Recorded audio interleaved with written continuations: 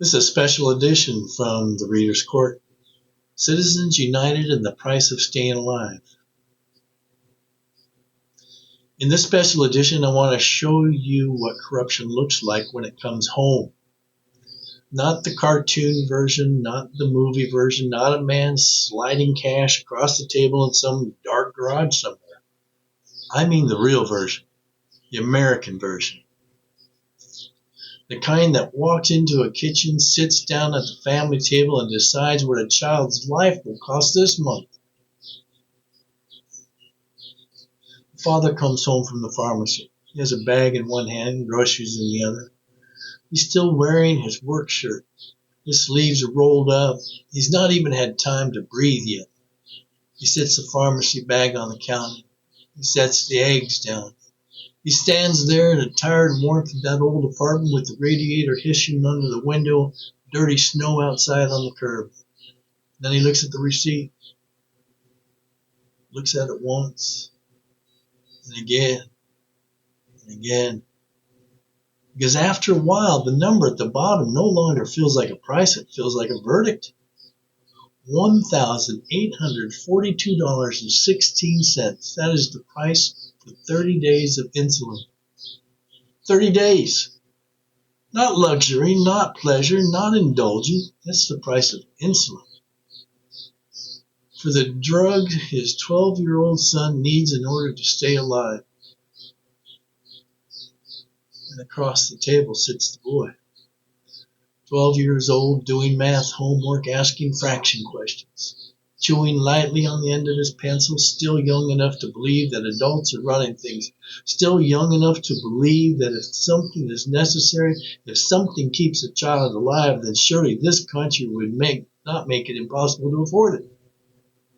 That's where the heartbreak happens. Because children still believe in the decency long after the system has been sold out. The boy has a glucose monitor clipped to his waistband. Every few minutes he gives off a soft little yellow beep. Quiet signal, quiet warning, a quiet reminder that his family does not get to forget what's at stake. Not for an hour, not for an evening, not even at the kitchen table with homework open in front of them. The father answers the math question. He keeps his voice steady, keeps his face under control, keeps the room from cracking open. Because that's what a father does. They hold the room together while the numbers try to tear it apart. And all around them, the apartment tells the truth. The lancets in the drawer, the testing supplies, the alcohol swabs, the glucose tabs, the sticky notes with readings written down and crossed out, the pharmacy bag on the counter, the insulin already softening in the cold pack. It's not drama to them. This is maintenance. This is survival. This is the unpaid labor of keeping a child alive in the richest country on earth. And then the television murmurs from the other room. There's talk out of Washington. A bill that might cap insulin prices. A bill that might finally force this rotten system to back off a little. A bill that might mean a father could go to the pharmacy without feeling ambushed.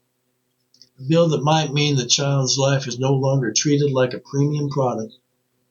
And then something dangerous enters the room. Hope, real hope. Not the fake kind, not the campaign kind, not the slogan kind. Hope that a number has been attached to it. $35. That's what the bill might mean. $35 a month instead of $1,842.16. And the boy hears it. He lifts his head and asks the kind of question that can break a grown man clean in half. If it passes, does that mean mine will only cost $35? And the father says yes, or something close enough to yes. Close enough for a child to start building tomorrows. And suddenly the astronomy weekend on the refrigerator is not a fantasy anymore. Now maybe they can go. Now maybe this summer is not swallowed whole by medicine. Now maybe the father is allowed to buy something besides survival. Now maybe a child gets to be a child. A telescope, Saturn, museum, a night away, a little future opening up where there was only pressure before. This is what an ordinary hope looks like in America now. Not abundance, not ease, not comfort.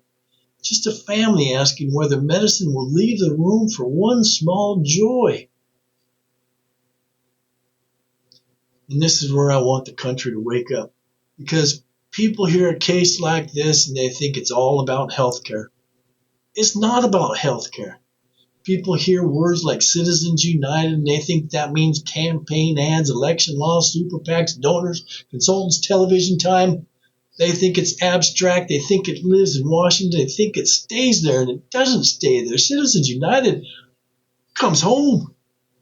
It comes home in the form of insulin. It comes home in the form of chemotherapy. It comes home in the form of rent. It comes home in the form of groceries. It comes home in the form of a father trying to decide whether his son gets medicine and wonder in the same month.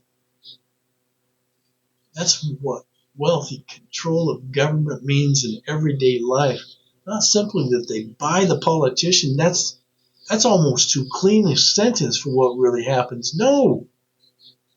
They buy the environment around the politician. They buy the pressure. They buy the caution. They buy the silence. They buy the delay. They buy the committee room. They buy the schedule. They buy the moment before the vote even happens. They do not always need a senator to stand up and say, I oppose affordable insulin. That would be too obvious, too ugly, too honest. They do something more American than that. They make sure the vote disappears. And that's exactly what happens. The father's phone vibrates on the table. He picks it up, opens up the news alert, and there it is. The bill is gone, not defeated, not voted down, not publicly argued against by men willing to face the nation and say a child's life is worthless, more worthless than an industry's comfort. No, it's simply pulled from the floor quietly, procedurally. After industry objections, after negotiations, after continued discussion, that language matters. Because in this country, the ugliest things are almost always done in the most polite language. Nobody says, we choose donors over your son. Nobody says, we choose lobbyists over your kitchen table. Nobody says, we choose profits over the life of a 12-year-old boy.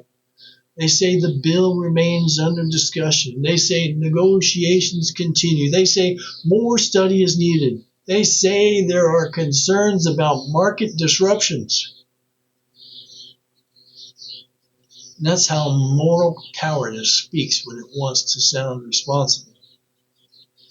And all the while, the boy is still talking about Saturn, still talking about telescopes, still asking whether the rings would be clear, still standing in the brief little patch of hope before the truth reaches him. And the father now knows something the child has yet to discover. He knows the future just got a little bit dimmer. He knows the people who run this country did not even have the courage to reject relief in the open. They just made it go away. That's power in America. Not accountable power, not noble power, purchased power, shielded power, power that serves money first and explains itself later, if ever at all. So let me say this plainly. This is not a side issue. This is not policy trivia. This is not the boring machinery of government doing its boring little dance. This is the central scandal. Because when the wealthy own the government, they do not need to send soldiers into your house. They don't need to lock you in chains. They simply arrange the rules so that every ordinary act of survival becomes profitable for somebody richer than you. Need insulin? Pay. Need treatment? Wait. Need an appeal? Beg. Need justice? Get in line behind the donors. This is how it works. And once you see it, you can't unsee it. The country changes shape in front of you. The Constitution's still there. The elections are still there. The speeches are still there. The flag is still there. But the human meaning of self-government is gone.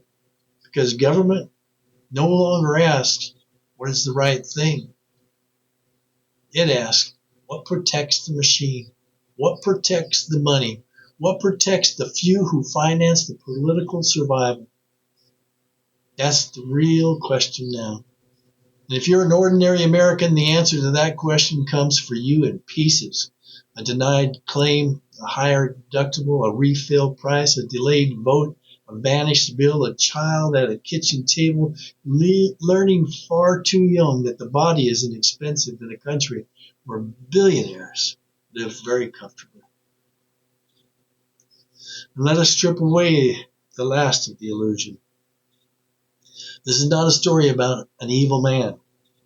It does not require villains twirling mustaches. It doesn't require a secret room. It does not require a crime in the old-fashioned sense.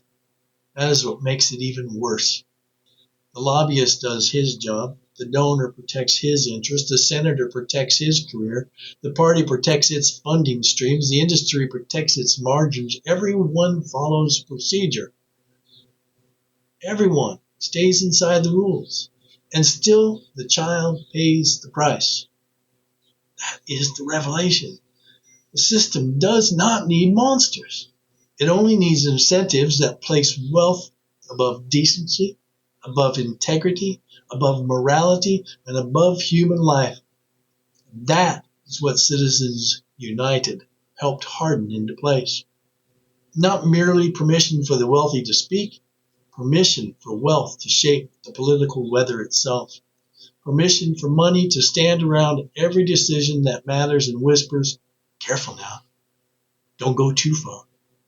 Do not threaten the arrangements. Do not make the donors nervous. Do not forget who keeps the whole thing standing. And so the vote disappears and the father sits there. And the receipt stays under the glass of water and the number at the bottom doesn't change.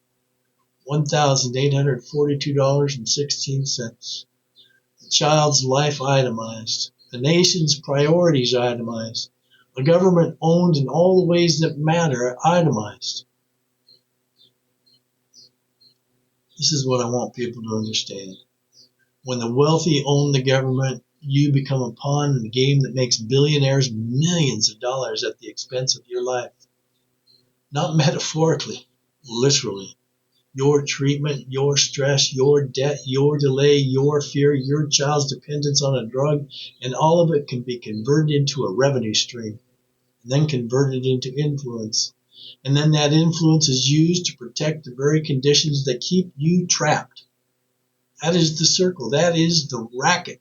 That is the everyday meaning of a captured government. So when they tell you this is complicated, don't be fooled. When they tell you it's the procedure, don't be pacified. And when they tell you no law was broken, you remind them that legality is not morality. And when they tell you this is just how the process works, look back at that kitchen table. Look at that father. Look at that boy. Look at that receipt. Look at that hope entering the room for one brief, beautiful moment before power reached down and smothered the life out of it. And then say what must be said. This is not freedom. This is not representation. This is not democracy worthy of the name. This is a system that protects wealth first and leaves ordinary people to call the results legitimate. Well, the system did not fail. It answered the question it was designed to answer. And that question was never what was the right thing.